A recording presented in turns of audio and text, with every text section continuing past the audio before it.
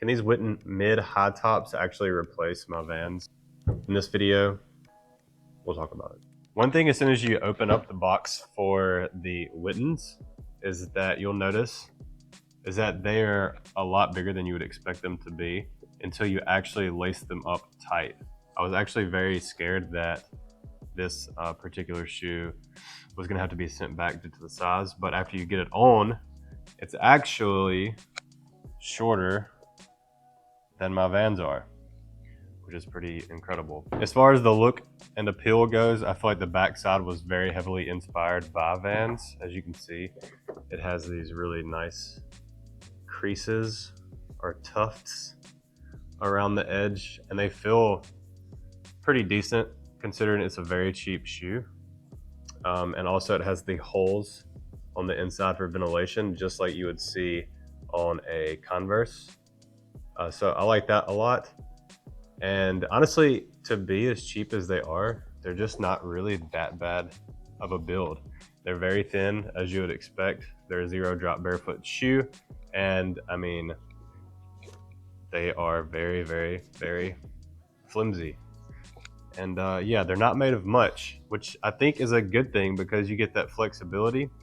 There is one fault in there, and that is I don't like this part of the design, which protects your toe, but at the same time you can see this protective layer around it, and I feel like that is going to be a weak spot of this shoe very, very quickly. I'm sure you'll see wear there before you see wear anywhere else. But overall, honestly, first impressions, they're very comfortable. I would definitely prefer to wear this over the Vans. Do they look as cool as the Vans? I think that's up to you to decide.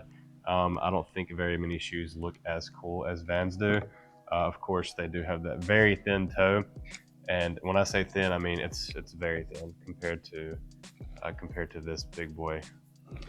I actually wear the Whitin Barefoot tracker, and these have more room than that shoe does in the toe box, which is really nice because you have all the flexibility. And I almost feel like this could be a low-key running shoe if you want it to be. I got this for casual and that's it. I did not get this for any type of running, but I honestly feel like it'd be a nice running shoe if that was something that you were into. Like I said, super cheap shoe, and I'm sure that the sole is going to come off eventually because you can see the glue. So it has some faults in it, but also what you're paying for is not that bad at all. This, in my opinion, is a really nice shoe for the price that it is. And I am glad that Whitin decided to come up with a mid-high top shoe because I don't want anything that's too low on my ankle. So that's just really cool that they decided to drop one of these. And I haven't really seen anything about these shoes. So I just wanted to kind of release a video about what I thought about them personally off of my first impressions.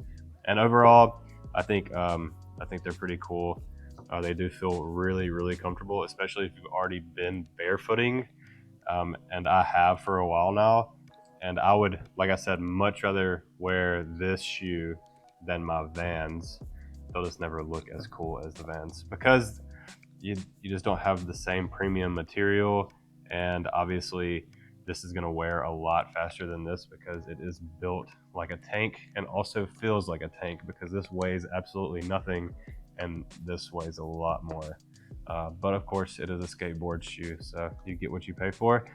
And yeah, the Vans versus the Whitin, not really in the same class. They just kind of mimic each other's style in a way. So if you want this shoe, I'll leave a link below and you can go pick a pair up. I would definitely get your size. I wear a 12. I ordered a 12. It felt like a 13 when I put it on. Like I said, there was a lot of room, but as soon as you lace it up and get it cinched right, it fits you really well. So yeah, that's it. It's a good shoe for the price. Until next time, peace.